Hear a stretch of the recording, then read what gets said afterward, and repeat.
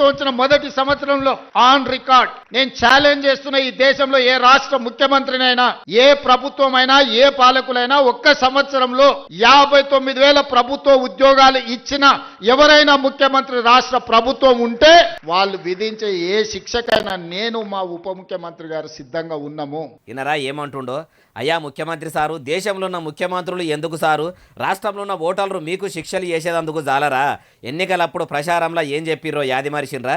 గెలిచిన 100 దినాలనే 6 గ్యారెంటీలు అమలు చేస్తాము, అన్నదాతలను ఆదుకుంటాము, కౌలు రైతుల కష్టాలు వాపుతాము, అమ్మలక్కలను ఐశ్వర్యవంతులను చేస్తాము అంటిరి. అసలు ఆ మాటలు మీకన్నా యాదికున్నాయా? మీ మాటలు ఎట్లుంటాయంటే కొడంగల్ కాకెరకాయలు ఆందెపకాయంత పొడుగు గుమ్మడికాయంత దొడ్డ అన్నట్టే ఉంటాయి. కళ్యాణ లక్ష్మి పథకం కింద ₹1,00,000 నగదుతోని పెళ్ళైన ఆడబిడ్డలకు తులం బంగారం ఇస్తురా? మహాలక్ష్మి పథకం కింద అమ్మలక్కలకు నెలకి ₹2,500 ఇస్తామన్నారు, ఇస్తురా? చేయుత పథకం కింద పెరిగిన పింఛన్లు ఇస్తురా? ఇట్లా చెప్పుకుంటా పోతే 6 గ్యారెంటీలు 420 అబద్ధాలు అన్నట్టే ఉంటుంది.